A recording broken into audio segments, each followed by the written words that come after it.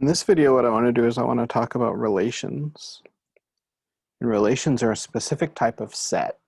And so before we actually get to relations, let's just take one step back and let's recall that the Cartesian product of a set A and B is the set of ordered pairs A comma B, where little a is in set big A and little b is in set big B.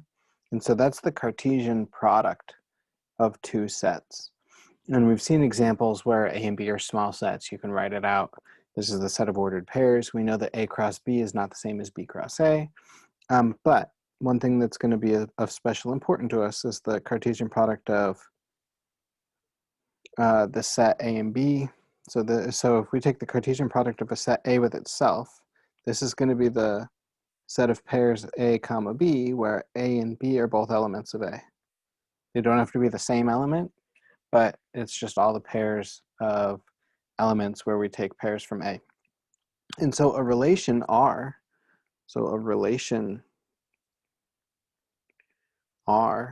from a set A to B is just going to be a subset. Let's mark that off here. It's just going to be a subset of the Cartesian product of A and B.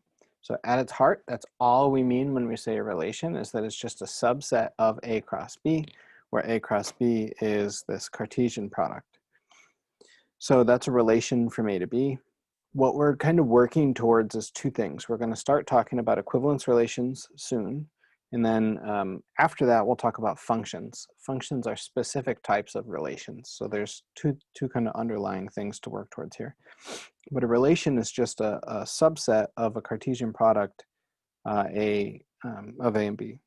And so, for example, we could have a relation R, which maybe is the set of pairs of, say, real numbers x and integers n, where so this is going to be a subset of the reals R. Notice, by the way, that I have a R for relation and a bold R for the set of real numbers. So this is the set of real numbers across the integers. And the way that this set is going to work, and the subset that we're going to pick, is that we're going to pick all the real numbers x, where the floor is equal to n. So for example, this is I need to do two things here. One is that I've just introduced a new function that maybe is not familiar. This is called the floor function. And so, for example, the floor of pi is 3. The floor of 7.2 is 7. In general, the floor is the largest integer that's less than or equal to x. Okay, we'll define this slightly more rigorously later, slightly better later. I'll write it slightly better. This is the largest integer that's less than or equal to x. And again, that's called the floor function. All right. So just two other things to say here. The floor of an integer is itself. And if you have a floor of a negative number, say negative 2.18, that's negative 3, because you have to round down. So it's just the integer that you round down to. And if it's an integer itself, you round it to itself. So that's the floor function.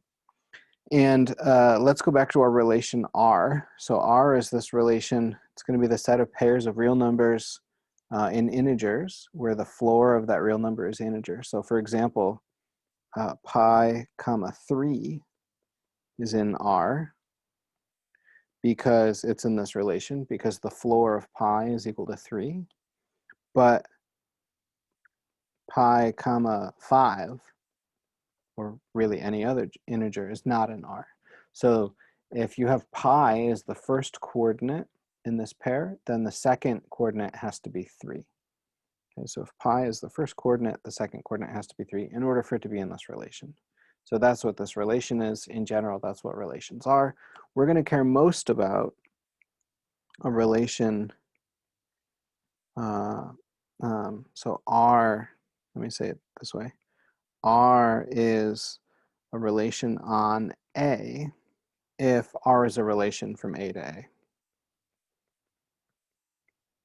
So again, let's just do some examples. Typically, our A and B will be the same set. At least when we're talking about relations. When we're talking about functions, we're allowed to play with this a little bit. But R is called a relation on A if it's a subset of A cross A. In other words, if it's a relation from A to itself.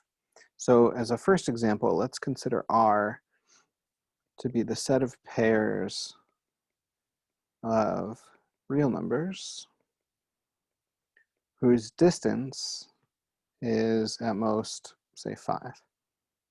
So we're going to say that two real numbers are related to each other. They're in this relation if their distance from one another on the number line is at most 5.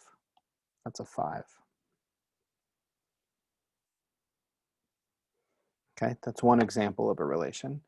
You could say that two integers are related. So two integers are related if one is equal to the other one plus 2. So if, in other words, if x is equal to y plus 2. So that's one way to talk about a relation. Here you can kind of see some functions, at least some ideas that are present when we talk about functions, kind of peeking through here. But we'll do functions rigorously later. Okay, so these are both examples of relations.